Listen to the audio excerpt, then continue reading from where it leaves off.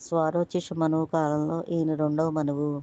ఈ మనువు కాలంలో అంతఃపురంలో ఉద్యోగానికి చాలామంది ఉండేవారు. అందులో ఒక కాపలావాడు రాత్రిపూట కాపలా కాసేవాడు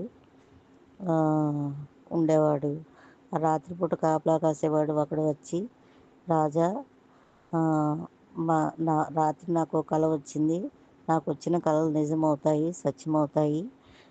అందులో ఏమని వచ్చిందంటే, ఎడారి ప్రాంతం నుంచి దుండగులు వస్తున్నారు, సంసిద్ధంగా ఉండండి యుద్ధానికి అని చెప్తాడు. సరే అని చెప్పి స్వారోచిష మనువు అలాగే సైన్యాన్ని సమాయత్తం చేస్తాడు. అలాగే 5-6 గంటల్లో ఆ మ్లేచ్చులు దండయాత్రకు వచ్చారు. వాళ్ళ మీద యుద్ధం చేసి స్వారోచిష మనువు గెలిచాడు. తర్వాత అంతఃపుర కాపలాదారుని పిలిచి 10,000 బంగారు కాసులు ఇచ్చి, నీకు ఉద్యోగం నుంచి తీసేస్తున్నాను, వెళ్ళిపో అని చెప్తాడు.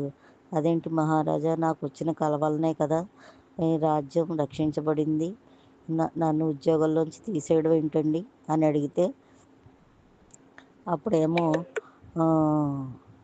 రాజుగారు అంటారు, నీకు ఇచ్చిన ఉద్యోగం ఏంటి, నువ్వు చేసిన పని ఏంటి, నిన్ను కాపలా కాయమన్నాను, కాపలా కాయమంటే నిద్రపోతున్నావు, ఇలా ఇలా ఏ పని చెప్తే ఆ పని చేయాలి, అంతేగాని ఇలా చేస్తే ఎలాగా, అందుకని నీకు ఉద్యోగం నుంచి తీసేస్తున్నాను, నువ్వు ఇంట్లో ఉండి కలలు కని నాకు వచ్చి చెప్పు, పారితోషికం ఇస్తాను అని చెప్పి ఆ ఉద్యోగిని పంపించేస్తాడు.